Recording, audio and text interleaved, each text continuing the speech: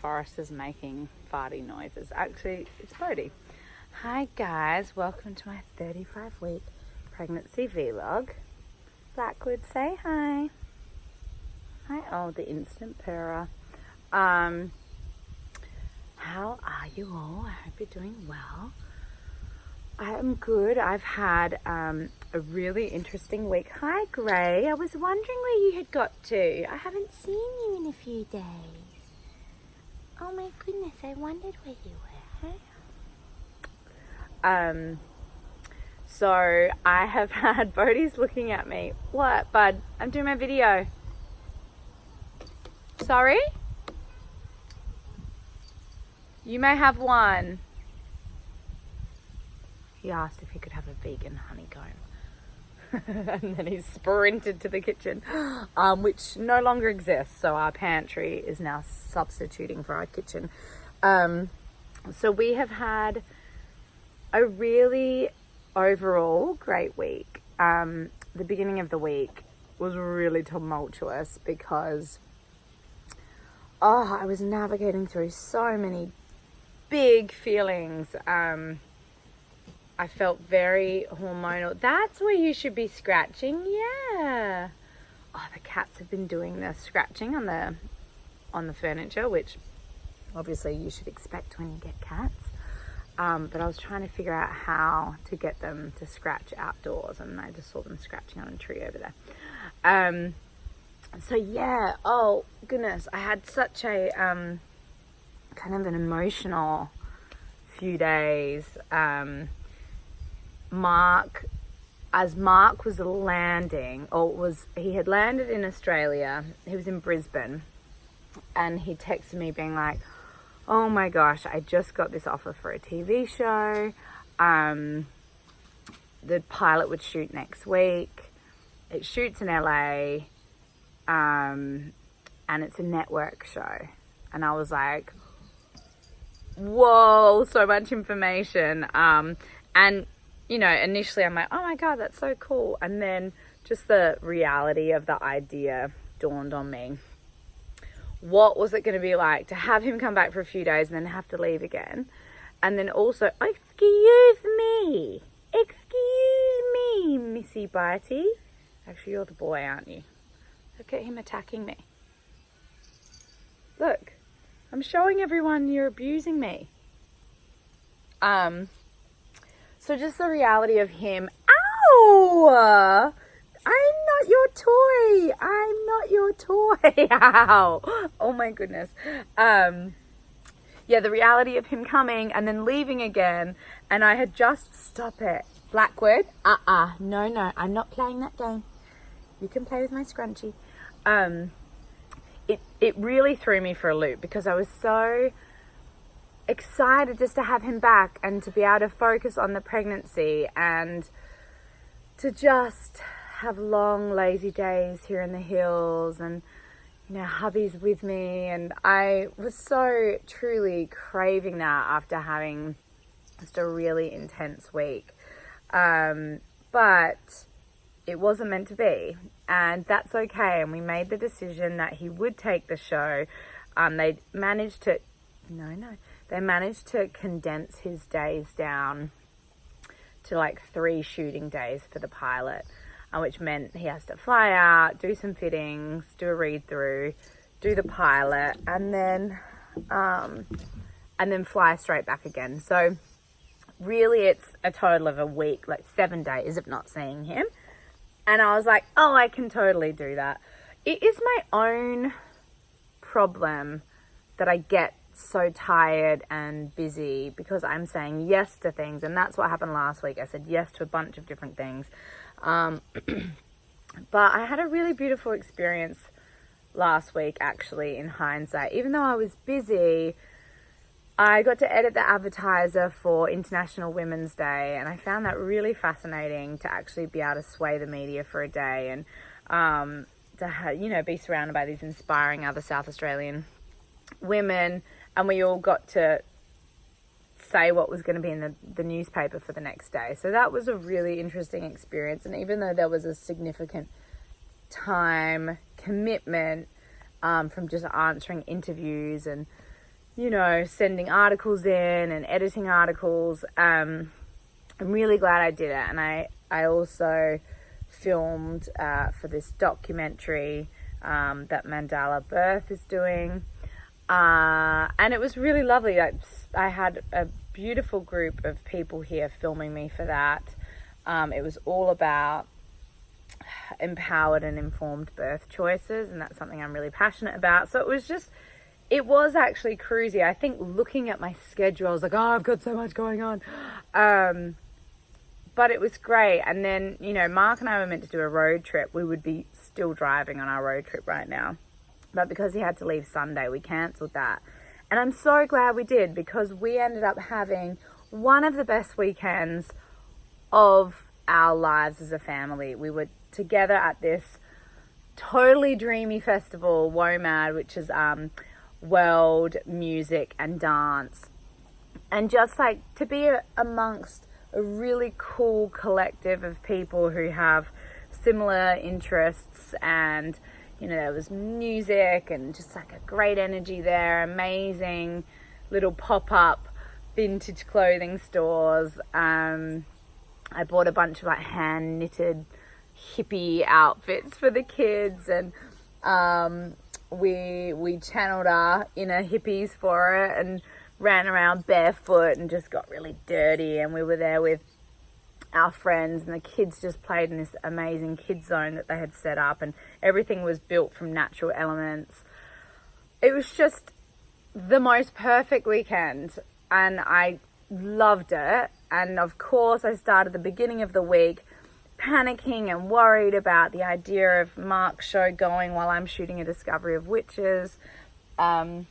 We had decided that he would be with us in Wales this year because season 1 was really hard with the 2 kids and not having my husband there, because I would have a sitter when I was shooting, and we'd shoot these 16-hour long days, and then I would stop shooting and go home and do books and bath time and bed. And we lived quite far from the studio, so I was only sleeping 6 hours before I got picked up to go to work again. So I wasn't able to learn my lines. I wasn't having any semblance of self-care whatsoever, because I'd be giving to the show, and then as soon as I was finished, like straight into mumming, doing mumming stuff, and then just not sleeping and getting sick constantly, and I'm not being able to focus on my job the way I wanted to. And it was just, I just didn't have the infrastructure in place to support me. And so it was 6 months of really challenging time for me during season 1. And I loved the show, but I can see when I watch it, I can see in my face how exhausted I am. I'm just like, that is such a tired mama right there. And, you know, they have all the light to like bounce my bags and try and make me look like a well-rested historian who's falling in love with a vampire. But in reality, I was like this exhausted mama, not sleeping enough, getting sick constantly. So this time round, when this came up, my initial worry was like, I can't do this again. No, there's no way I can do this again. But I was reminded that I had that experience season 1. That was that experience. And this time round, I'll just do it better. I've done it. I know what I need. I'll have my mum with me. I'll see if she can be with me the whole time, so that she can take over Mark's role when Mark's not there. You know, I'm going to make sure I'm living closer to the set. I'm having a better turnaround. And I got less panicky about the idea once I actually really wrote down everything that I needed and, you know, how I would tackle it if Mark was away. And now I'm feeling great. And it's really exciting, because it means the more we do this and he works, and because I've been really the one working a lot of the 2 of us, and now he has this amazing opportunity. No. Ow. And it just means that we have a bit more freedom as a family in terms of not freaking out about doing our renovations and knowing like, okay, There are 2 people with income here, you know, supporting our family. And